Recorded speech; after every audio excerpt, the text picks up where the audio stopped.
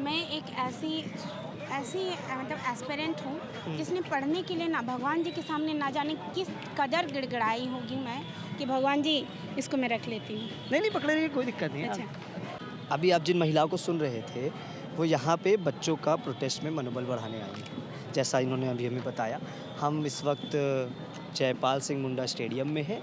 Stadium Ranchi में है। रांची झारखंड की राजधानी है। राजधानी में बच्चे प्रदर्शन पर बैठे हुए हैं बीते 2 दिन से। आज है 30 जुलाई, शाम का 6 बज रहा है।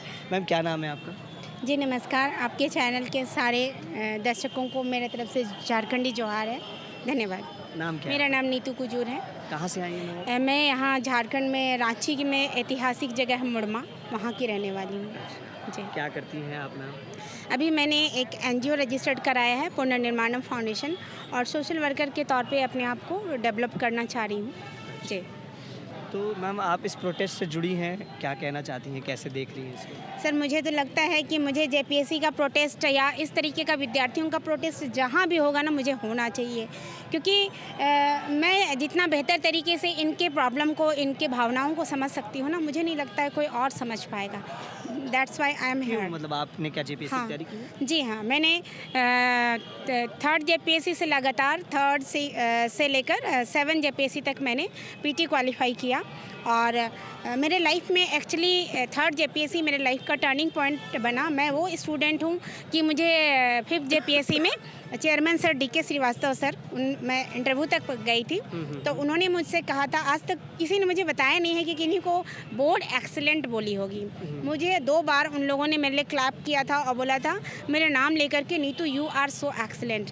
मैं ना ये पेपर उस टाइम का है जब मैं लिख करके रखी हूँ कि मेरे लाइफ का टर्निंग पॉइंट है। जी। अच्छा, इसमें आपने वो लिख रखा है? हाँ, मेरे साथ में मतलब उस टाइम ऐसा हुआ था। अच्छा, ये आपकी डायरी है? हाँ, मतलब डायरी का ही कुछ अंश था। हाँ, स्ट्रेटजी, मतलब मुझे कितना स्ट्रगल करना पड़ता था ना। देखिए, इस टाइम लिखी हूँ, इंटरव्यू हुआ चेयरमैन डीके श्रीवास्तव के बोर्ड में, बहुत ही अनोखा, सभी वेरी गुड और चेयरमैन सर 2 बार यू आर सो एक्सीलेंट भी कहा उन लोगों ने। तारीख दिख रही होगी कैमरे में? हाँ, तो देखिए ना, तारीख है 3 नवंबर 2015। हाँ। और उसके और मेरा इंटरव्यू 12 दिसंबर 2015 का था। ये 5th जेपीएससी मेंस की बात है। 5th जेपीएससी मेंस की बात है। लेकिन मैं एक नॉर्मल, मैं यहाँ पे बता दूँ सारे स्टूडेंट लोगों को, जो आप छोटी छोटी बातों पर ना लाइफ को मतलब रिस्क में डाल देते हो, ये मैं एक नॉर्मल कैंडिडेट नहीं थी, बल्कि 3rd जेपीएससी में मेरे साथ कुछ ऐसा इंसिडेंट घटा जो मेरी ज़िंदगी को ना नर्क, मतलब एक तरह से कहेंगे मैं डार्क में बिताई। और मुझे 22 इयर्स के लगभग लग गए इस अवस्था में आने को। मैं तो जीवित ही क्यों हूँ, मुझे ऐसा लगता है। मैं तो मर जाती, शायद मैं जीवित ना होती, मुझे ऐसा लगता है। लेकिन ईश्वर को मैं थैंक्स कहती हूँ, शायद मेरे थ्रू वो कुछ बड़ा काम करना चाहते होंगे। दैट्स वाई मैं आज जीवित हूँ। और मैं, क्या हुआ था मैम? एक्चुअली क्या हुआ था, 3rd जेपीएससी के लिए मैं बहुत डेडिकेटेड थी। मेरे दोस्त लोग बताएंगे आपको कि मेरे पास प्रॉपर नोट्स था, मैं बहुत डेस्परेट होकर के तैयारी की थी उस दौरान। लेकिन एग्ज़ाम के दिन मेरा LSW का हम लोगों का पेपर था, एंथ्रोपोलॉजी, और उस टाइम हुआ करता था, अभी तो सिलेबस भी चेंज हो गया है। तो वहाँ पे हम लोग ऐसे ही बैठे थे, हाँ ही कर रहे थे। तो हमारी एक दीदी हैं, वो आज के टाइम में पदाधिकारी हैं, वो मुझसे पूछती हैं कि तुम ऑप्शनल क्या रखे हो। तो मैंने कहा कि नागपुरी मतलब एंथ्रोपोलॉजी रखा है। तो वो बोले कि क्यों नहीं तुम नागपुरी रखी। तो मैं बोली कि कंफर्टेबल नहीं थी, इस वजह से नहीं रखी। सडन क्या होता है, एक गाड़ी सामने आकर के रुकती है और उस गाड़ी से एक मैडम उतरती हैं। हम लोग की नज़र उन पर रहती है। वो क्वेश्चन छोड़ने आई थी, है ना, वो क्वेश्चन छोड़ करके वो वापस चली जाती है। तो मैं उसको देख ही रही होती हूँ। तो दीदी मुझसे पूछती है कि कौन है पता है। मैं बोली नहीं दीदी, तो ये 1st जेपीएससी टॉपर है, शालिनी विजय। हाँ, तो मैं उनको देखती हूँ ना, और मतलब वाव, मीन्स टॉपर्स के लिए ना मन में लगता है वाव, क्या मतलब एक फीलिंग्स आती है कि काश मैं भी टॉपर नहीं भी तो मतलब सेलेक्टेड कैंडिडेट तो मैं होंगी। और हर बच्चा यही सोचता है ना, क्योंकि हम पढ़ते ही इसीलिए ना ताकि हम सेलेक्ट हो सकें। और मैं भी यही सोच करके पढ़ती थी। काफ़ी इनोसेंट मेरा उस समय का जर्नी था। और ये सुनते हुए हमारी एग्ज़ाम्स के लिए बेल लग जाते हैं। हम लोग दौड़ते भागते हम लोग क्लासेस की तरफ जाते हैं। तो वहाँ मैं देखती हूँ 4-5 के लगभग कुछ स्टूडेंट रहते हैं, और वो बोलते हैं यार देख, लड़के तो वैसे ही बोलेंगे ना, यार देख देख देख शालिनी विजय। तो कौन? अरे वो फर्स्ट जेपीएससी टॉपर, उसी में से एक लड़का रहता है, वो बोलता है अच्छा वो राजस्थान से आई हैं और 20 लाख के लगभग में उसका सीट बिका था और ये टॉपर है। तो मेरे जैसा एक इनोसेंट अभ्यर्थी के मन में ये विचार इतना मतलब मैं एक्सेप्ट नहीं कर पा रही थी कि क्या टॉपर्स का सीट भी बिकता है क्या, है ना, टॉपर्स का सीट भी सेटिंग होता है क्या। ये सवाल मुझे ना कहीं मतलब मुझे एक्सेप्ट नहीं कर पा रहा था ये। और एग्ज़ाम हॉल में ऐसा हुआ कि मेरे टीचर्स लोग ने कहा था कि आप ना पहले स्टैट्स का पेपर होता था तो 3 क्वेश्चन यदि आप स्टैट्स का कर लेते हो, जीएस का पेपर था तो 3 क्वेश्चन अगर आप स्टैट्स का कर लेते हो तो बाकी 2 क्वेश्चन आप आराम से कर लोगे, वो स्कोरिंग होता है। तो मेरे मन में वही चल रहा था कि टॉपर्स का सीट मतलब सेटिंग नहीं हो सकता है, यही सब उधेड़ बुन में मैं क्वेश्चन लिख रही थी। और उसके बाद क्या हुआ कि मैंने स्टार्ट्स कंप्लीट जैसे किया और सडन मैं देखती हूँ कि काफ़ी वक्त गुजर गया। अब मेरे पास ओनली मतलब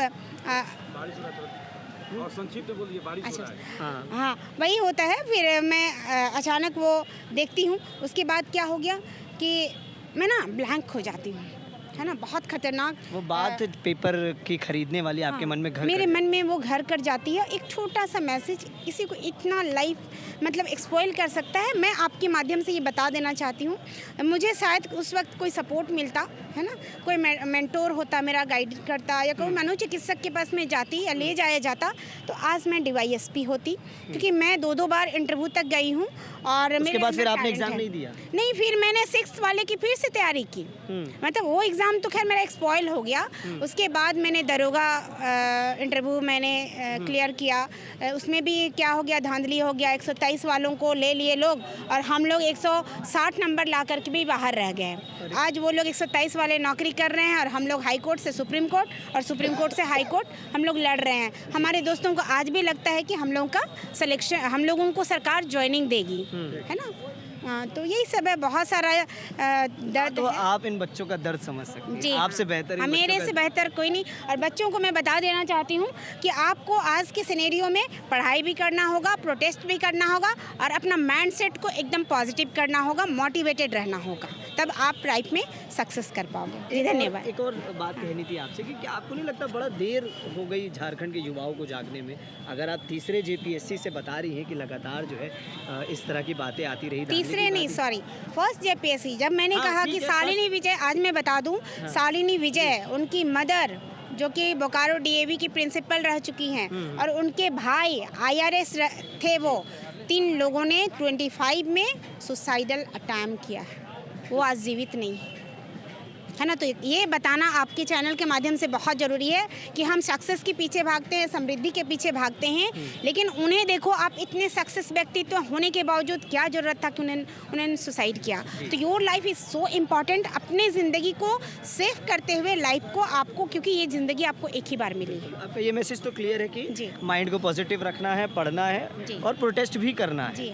और सेन माइंडसेट के साथ ओके, बुद्धि हाँ। को ठीक रखना है एकदम, हाँ। और क्योंकि अगर आपकी हेल्प जीवन- लगती है तो साइकियाट्रिस्ट की हेल्प भी लेनी होगी, जरूरी है, क्योंकि जिस तरीके का शरीर बीमार होता है हमारा मन भी बीमार हो सकता है। अब मेरा जो सवाल था कि युवाओं में जो है देरी आ गई इस तरीके का प्रोटेस्ट करने में, क्या आपको क्या मैं लगता तो है? एकदम मानती हूँ। आज मैं जैसे कि अगर उस दौर में ही युवाओं ने आवाज़ उठाई होती तो क्या आज व्यवस्था ठीक होती? लेकिन मैं बता दे रही हूँ, 2012 में हम लोगों ने भी बहुत प्रोटेस्ट किया था। हमारे जो बैच की लड़कियाँ, हम लोगों ने मतलब भूख हड़ताल तक किए थे, हम आमरण अनशन तक किया था। तभी भी सरकार वैसे ही रही। मतलब ये झारखंड, मुझे लगता है ना, करप्शन करने के लिए ही लोगों ने अलग किया है ना, हमारे उत्थान के लिए या यहाँ विद्यार्थियों के उत्थान। मुझे तो लगता है बिहार होता तो शायद हम लोग को आज जॉब मिल गई होती। लेकिन आपको लगता है कि जो नए बच्चे हैं, जो युवा है, जो जेंजी है, जैसे जंतर मंतर पे जेंजी ने जो है अपनी बात मनवा ली, क्या झारखंड का जेंजी अपनी बात मनवा ले जाएगा? क्योंकि बीते सारे प्रोटेस्टों से ये प्रोटेस्ट थोड़ा अलग है। देखिए, ये तो हम लोग उम्मीद कर सकते हैं, लेकिन आपके चैनल के माध्यम से मैं युवाओं को एक बात बोल देना चाहती हूँ। यदि युवाओं के मुद्दों को आप लोग नहीं उठाएंगे ना, तो आपके मुद्दे कोई नहीं उठाएगा। आपको राजनीति में भी आना पड़ेगा तो आना पड़ेगा, है ना। आज आपकी सोच को आपको बदलनी होगी। क्यों? क्योंकि हमारी जो पॉलिसी होती है ना, वो संसद में और विधायिका में बनती है, असेंबली में बनती है। वहाँ जब तक हमारे लोग नहीं जाएंगे, पॉजिटिव माइंडसेट के लोग नहीं जाएंगे, तो फिर ये तो बहुत ही मुश्किल है कि आपके मुद्दों को कोई वहाँ पे उठाएगा। क्योंकि ये बहुत ज़रूरी है युवाओं को आज समझना, और इस प्रोटेस्ट को भी ना प्रमुखता से आपको सपोर्ट करने की ज़रूरत है, क्योंकि ये आपके मुद्दे हैं। क्योंकि मैंने यहाँ पे देखा है कि मैं नेचर से काफ़ी जुड़ी हुई इंसान हूँ, और मैं क्या मानती हूँ ना कि आज समाज में ना खरपतवार बहुत सारे हैं, है ना। नेगेटिव माइंड के सेट के लोग 99% है। लोग बोलते हैं कि ये प्रोटेस्ट से कुछ नहीं होगा, लेकिन मैं आपको बता दे रही हूँ, हमारा संविधान जो है ना, हमारा कॉन्स्टिट्यूशन ने हमें ये आज़ादी दी है खुल करके बातचीत करने का, है ना, और आपको अपनी बात रखने का, प्रोटेस्ट करने का। तो आज मैं बता रही हूँ, हम लोग ना एडमिनिस्ट्रेशन के, प्रशासन के तंत्रों के गुलामी झेल रहे हैं, और हमें यदि फ्रीडम चाहिए, हमें यदि स्वतंत्रता चाहिए, तो आपको इस तरीके का प्रोटेस्ट का अंग बनना पड़ेगा, और निरंतर कंसिस्टेंसी के साथ बनना पड़ेगा, है ना जी। शुक्रिया, थैंक यू। तो सुन रहे थे आप, यहाँ पे एक आए महिला को जो प्रोटेस्ट में बच्चों का समर्थन करने आई है। उन्होंने खुद JPSC JSC के लंबे वक्त तक तैयारी करी है। मैं लगातार ग्राउंड ज़ीरो से मौजूद हूँ, मेरे साथ अभिषेक है, मेरा नाम प्रशांत है, आप देख रहे थे प्रभात खबर। इस वीडियो पर आपकी जो भी राय है, कमेंट सेक्शन खुला है, देखते रहिए प्रभात खबर। शुक्रिया। प्रभातखबर.com, विश्वास वही, रफ्तार नहीं।